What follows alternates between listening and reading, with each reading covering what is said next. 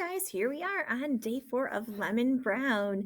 And just a quick reminder, your speeches are going to happen inside your cruise on Friday. You will give up and give your 1 to 2 minute speech on your treasure on Friday. You'll have some time to work on that today. So let's get started. First things first, you need to open up your plot chart that you were working on with a partner yesterday. And you also want to take out those notes on Lemon Brown. So those are the two things you want to get out. Teachers, go ahead and give students a second to get this plot chart pulled up and also to take out those notes from our story, The Treasure of Lemon Brown. All right, so hopefully you have this out. And I just want to look at those last few boxes with you that you had to do on your own. So we finished out the story, The Treasure of Lemon Brown. You finished that out on your own and you learned all about his treasure and all about his son, Jesse. And so one thing that you could infer about Lemon Brown here, looking at him, is that you could admire him for the fact that he worked really hard and he took care of his family. And now he's taking care of Greg. And you might even have drawn that connection that he's taking care of Greg because Greg reminds him of his son, Jesse. And now looking at the next part, his clippings and his harmonica. Why are these clippings and a harmonica? What was that a treasure worth fighting for and possibly getting killed over? Well, they showed that Jesse knew his dad and that he actually valued his dad. See, Lemon Brown didn't know if Jesse really knew him or really even valued him because Lemon Brown was out touring and making all this money and stuff and sending it home. And then when Jesse was killed in the war, what they found on him were all those newspaper clippings and that harmonica that his dad had given him. So now Lemon Brown knew that his son valued him and his son knew him. At the very end, Greg goes home and he knows he's going to get lectured. He knows he's going to be in trouble. But he goes home with a smile, knowing that's going to happen. He's got a new respect for his dad and what he really should be valuing. And he gets why his dad is so important, why education is so important, and what his dad really wants for him. So those are the things you should have had into your chart, something along those lines. All right, let's look at your plot chart now. And I want to see how you did with that. Maybe you might need to add something. If yours is similar to mine, please don't feel like you need to change it. But let's take a look and just kind of update it.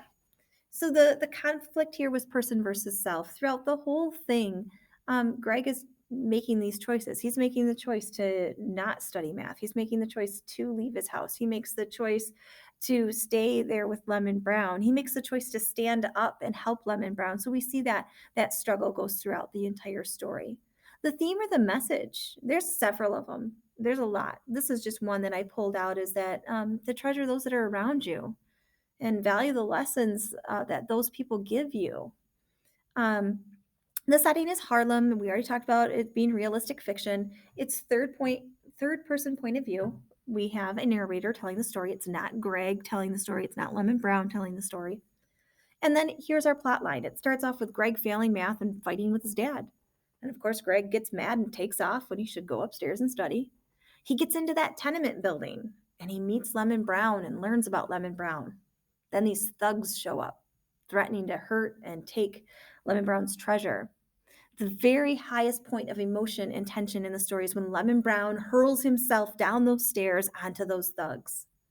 And then we learn about his treasure and we learn about Jesse. And at the very end, Greg goes home to face his dad, and he does that happily. He's happy to go home and see his dad.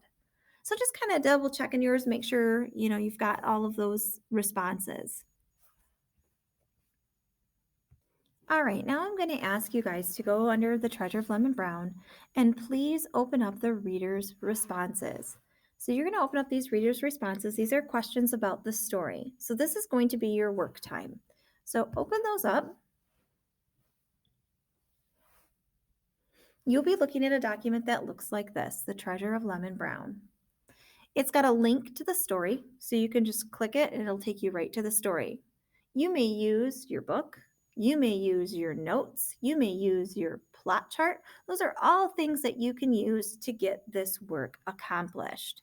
So you're just going to go through, and each section is labeled. So this section, questions 1 and 2, is under recalling information. You're going to look at the question and then highlight the answer. So it's pretty easy. You're just going to highlight your answer, whichever one is the correct one. The next section is using context clues. So you will read those and you will answer the questions. Some of them are multiple choice, some of them are short answer. Continuing on, you'll see the next section on character traits. You'll notice that number 10 is a short answer, and number 11, you have to give a character trait and a quote from the story. So you need to make sure and find the scene with the scoundrels or those thugs.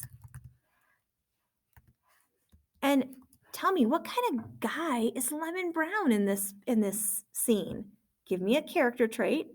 You know, is he wimpy? Is he brave? And then put down a character trait. And then find a quote, some evidence from the story, and copy and paste it in here. And do that for 2 different character traits.